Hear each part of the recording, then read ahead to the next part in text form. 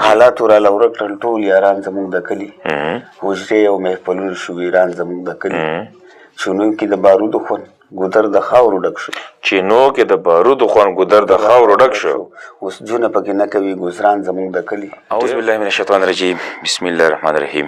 د مشال ټي وي قدرمن کتونکو د خپل روح خپل قربان مې الرحمن حمد لخوا سلامونه نیکی پیرزونی ومنې هیله منم چې په صحت په کامل یې.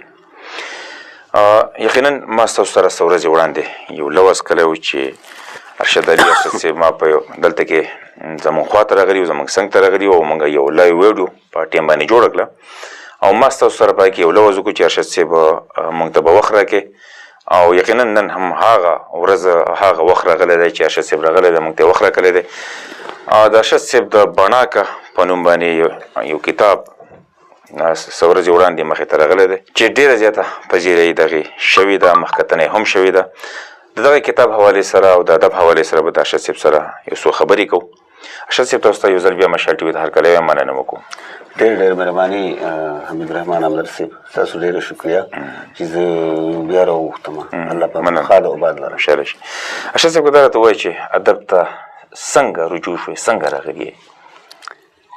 شاعرۍ ته خو همدرد صاحب زه په کراچۍ کې ما ژوند کوو او 2008 خبره ده زما په خیال 2008 نو په هغه ټیم کې هغه حالات خراب وو بالکل هغه بمونه او که نه حالات ډېر زیات خراب وو. زه په دوکان کې ناست وم جیو نیوز ته ناست وم په هغې باندې یو پټۍ راغله نو تاسو ته پته ده سمبټ یم هغه پټۍ پرې راغله چې سمبټ کی پهاڑیوں پر جٹ تیاروں کی بمباری. ټیک نو تاسو ته پته ده چې د یو وجود ده یو خلق ده یو وینه ده یو خفګان ده. بیا په پردیس کې په مسافرۍ کې چې یو سړی د خپل کلي په باره کې دا واوري هغه باندې به څه تېرېږي. بالکل بالکل بالکل ټیک خبره ده. انتهایي خفه شوم. جی جی کور ته لاړم کور کې بس ناست وم خوب رانه راته بس قلم او کاپي مې راواخېسته یو نظم مې ولیکو هغه نظم سټارټ تاسو دغه نه اخیستی دی؟ سټارټ مې د دې نه اخیستی و ماشاءالله چې هغه نظم مې ولیکو بیا ملګرو ته مې وښو هلته سرور شمال صاحب دلي و ساګر تنقیدي صاحب دلي و زه د سرور شمال صاحب دلي په دغه کې وم په ټولنه کې وم او په هغه ټیم کې ټولنه کې شاعرۍ نه مخکې هم ټولنه کې وي؟ نه زه نه وم خو هغه به په زور باندې به وم ما ته کښېنم ناست په مطلب ناسته ولاړه سره وه ذوق و ټیک ده ذوق و نو هغې کې ما بیا هغه اجلاس کې هغه دغه وکړ خپل دا کلام چې مې ووایه هغه ډېر پذیرایي راته حاصله شوه حوصله مې زیاته شوه ورو ورو لیکل مې شروع کړو. ستاسو د ادب باندې زیات عبور یا زیات دغه د اردو هم دی نو دغه څه وجه کېدی شي آیا ته هلته کې اردوبانو په ځای کې وخت تېر کړی دی که یو سره ستا واسطې ډېر راغلي؟ زما ورسره واسطې ډېر راغلي. اردو ادب په باره کې ما وختي د ساګر تنقیدي صاحب سره دا خبره کوله اردو ادب ډېر خوږ ادب دی ډېر ښکلی ادب دی هغه چې پړاو کې نو هم سړی باندې نو دغه شان پښتو ادب هم دغه پښتو چې زموږ مورنۍ ژبه ده خو لکه اردو ادب ما ډېر پړاو کړی دی دغه وجه ده. یو کتاب ستاسو منځریام ته راغلی دی د پښتنو لاسونو ته مو رسولی دی نو آیا د خپلو پښتنو نه یارانو دوستانو نه مختلفو ټولنو نه څونه مطمئن یې د کتاب چاپ کولو حوالې سره؟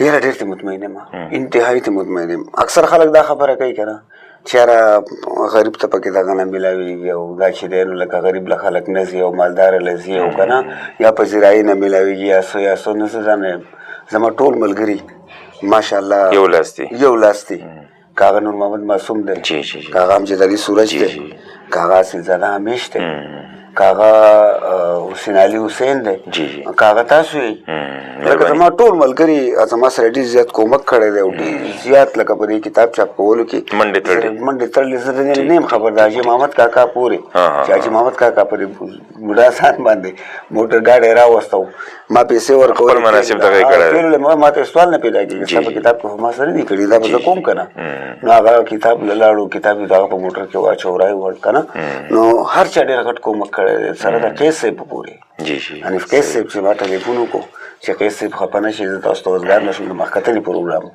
نو قیس صاحب په خندا شو ما ته دا زما خپل پروګرام و زه ما ته په سټیج باندې ځان بس ښکارېدو ما چې په کار دا دی چې زه ولاړ دی چې ما خلکو ته خدمت ته ولاړ خادم صاحب ولاړ و خادم صاحب ته ما خادم صاحب کښېنئ زه په سټیج باندې خو چې کله راکوشم نو خادم صاحب ته ما کښېنئ خادم صاحب داسې ما ته وویل ارشد خان وی یو سړی چې خوشحالي سړی و چې نه کښېناستی چې ګرځېدی راګرځېدی نو هر چا خپله مینه ده بالکل هر چا خپله مینه خوړله نو بس زه به دا وایم چې دا آرټ او دا ادب او وغیره دا یو بل سره تړلي دي.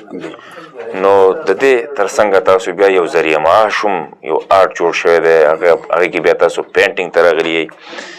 نو آرټ ته څنګه میله شوی او څنګه تاسو دغه فیلډ جاین کو؟ آرټ خو د وړوکوالي نه دا چې راسم چې یو آرټسټ، شاعر، ګلوکار، اداکار، تاسو ته پته ده دغه کېږي نه، جوړېږي نه، دا پیدا کېږي. نو هغه پیدایش هغه چې راسم و، نو آرټ خو زما تره پخپله پینټر و، آرټسټ و. د هغه نه مې شروع وکړه، بیا منګوره، بیا کراچۍ، مراد سره مې کار وکړو، بیا کراچۍ. نو بیا تاسو ته پته ده چې دا پن آرټ خو ټول یو دی که نه، که شاعري ده، که ګلوکاري ده، که اداکاري ده، که ډرایوینګ دی وغیره وغیره، که آرټس ډرایوینګ نه ډرایینګ دی که نه، خو لکه دا تقریبا ټول یو شی دی، سکیچینګ چې ورته وایي. نو په دغه وجه باندې بیا دغه جراثیم خو د آرټ نو بل آرټ ته پکې بیا هم راوغو. آرټ ته وړاندې راغلی که ادب ته وړاندې راغلی؟ آرټ ته وړاندې راغلی تقریبا 1994 کې جی جی آرټ ته راغلی. نو یو کلام به د نوم اورو، مینوال به تمه ساتي، کوم یو کلام به شریکول غواړې؟ نوی څه یې لیکلي؟ نه مې لیکلي دي، خو کارېږي راته نه، او تاسو ته پته زما نظر لږ کم شوی دی. خو بهرحال څه یو څو به درته غزل نه مختلف شعرونه ووایي، مختلف شعرونه به ووایم چې حالاتو راله ورک کړل ټول یاران زموږ د کلي، حجرې او محفلونه شو ویران زموږ د کلي، چونو کې د بارودو خوند ګودر د خاورو ډک شو، چینو کې د بارودو خوند ګودر د خاورو ډک شو، اوس جونه پکې نه کوي ګزران زموږ د کلي. ډېر ښکلی، ډېر. او د خاورو په کوټو چې به د لوبو تماشه وه، د لوبو نه قلار شو ماشومان زموږ د کلي. ډېر ښکلی.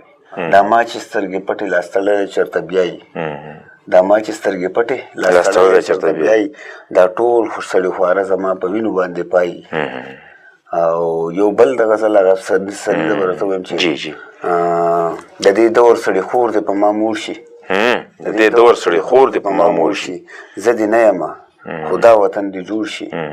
او د دې ساندې ساندې ژوند هر غم نه لرې، د دې ساندې ساندې ژوند هر غم نه لرې، زما قام دې په دې خاوره باندې زوړ شي. ډېر ډېر ښکلی. یو بل دی چې د پښتنو بچي به څنګه تر خپل کور راځي، د پښتنو بچي به څنګه تر خپل کور راځي، په وسایلو چې هر سړی په زور راځي. او زه د خپل قام د بدبختۍ په کوم اړه خو جاړم، ښایسته ځوانان مې د کویلې د کانه تور راځي. ډېر ښکلی. او د بابا ژوند مې د سعودي مسافرو وخوړو، کپیله بله ویزه راکړه اوس مې ورور راځي. هغه ټال مې یاده زموږ. ستاسو په شاعرۍ باندې دا ولسي رنګ ډېر غالب دی، او بیا کم چې زمونږ کرنټ ستونزې دي، مطلب هغه موجوده ستونزې چې کم دي، نو کم چې زمونږ د معاشرې هغه موږ چې اینو نو هغه تاسو ډېر زیات بیان کړي. نو د څه وجه کېدای شي؟ هغه تاسو ته پته ده جی د شاعر یو اساسي آرټسټ یو اساسي، او هغه لکه د عامو خلکو په نظر دې مسلو ته نه ګوري، په خپل نظر ګوري. نو چې دا ګوري نو اوس موږ خو غریبانان یو، موږ خو چاته داسې څوک زموږ په خوله باندې څوک راجمع کېږي نه چې موږ ورته تقریر وکړو یا کالم ولیکو یا څه، زموږ په وس کې دا ده د خپل لب لاس چې دی هغه بیا قلم جبې له څه وینې نو هغه قلم ته وسپارئ. بلکل جی ټیک شي، ډېره مهرباني. حاجي کتونکو دا و ارشد علي ارشد، څوک چې د هېڅ تعارف محتاج نه دی. تاسو ته خوندورې ګټورې خبرې واورېدې. یقینا ما ستاسو سره یو لوز هم کله چې دوی نه به مونږ تفصیلي مرکه ریکارډ کوو. هم دې سره زمونږ د نننۍ خپرونه پای ته رسېد. تر بلې خپرونې پورې خپل روح حمیدالرحمن همدرد او ارشد علي ارشد صاحب ته اجازه ورکوئ. ښاد، اباد او بریالي مو غواړم.